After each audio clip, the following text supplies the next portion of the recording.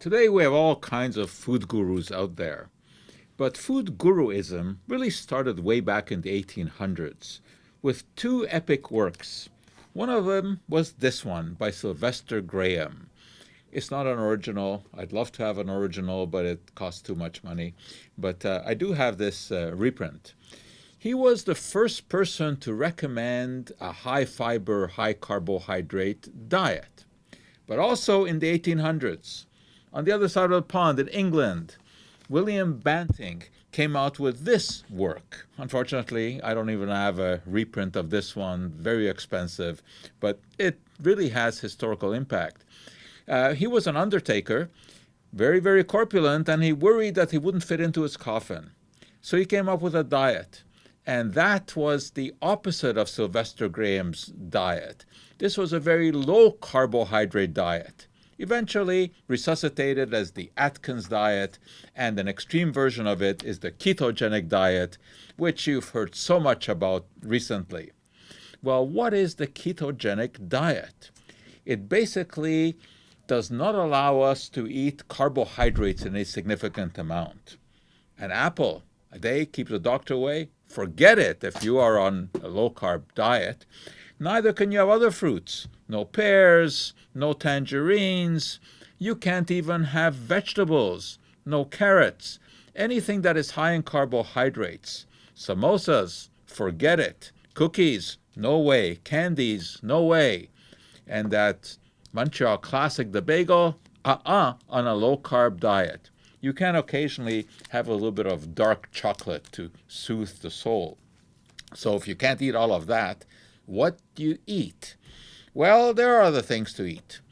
The whole idea is that if you're robbed of carbohydrates, the body is going to have to burn fat for energy. What does that mean, burning fat for energy? What we have in the container here is a little bit of oil and a wick. We are burning fat. That's just vegetable oil in there. We're burning fat. The human body does that as well.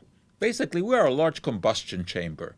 But usually we burn carbohydrates for energy, but when no carbohydrates are available, then we resort to fat. But what are we going to eat? So there are things that are allowed on the ketogenic diet. You can have as much butter as you want to your heart's delight. Of course, the question is, how delighted is your heart going to be with all of that butter? You can have some vegetables and some fruits. Avocados are okay. Otherwise, nothing that grows below the ground. You can forget potatoes, any kind of root vegetable, no French fries, no rice, nothing like that. It's okay to eat some nuts, but mostly it is a high meat diet. You can eat all the carnotzel that you want, all the red meat, all of that on a ketogenic diet.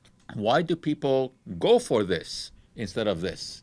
Because they hope for weight loss. And yes, that can be delivered. It can be delivered, certainly over the short term. Unfortunately, we don't have any long-term studies of ketogenic diets. We don't know the long-term effect on heart disease. Surprisingly, in the short term, cardiovascular risk factors do not change much on such a diet, probably because you're losing weight and cardiovascular risk factors go down with weight loss. But the real risk in such a diet, which is so low in carbohydrates, is that you're eliminating fruits. And there are all kinds of epidemiological studies showing that fruit intake is beneficial. Fruits contain all kinds of anti-carcinogenic compounds. So over the short term, yes, you can get some weight loss. It gets you going. But then eventually you will have to switch to a diet that is more sustainable, because man does not live by meat alone. Neither does man live by bagel alone, although many try. What we are really after in the long term, and all the studies show that success, is a diet that is well balanced, low in saturated fats, and certainly low in some carbohydrates, especially sugar. So there you go. Low carb diet versus the ketogenic diet, which is a low carb diet, versus the low fat diet. Basically, after a year, it doesn't make much difference. People put on back the weight anyway. And if anyone does have an original copy of the Letter on Corpulence, I would be very, very happy to take it off your hands.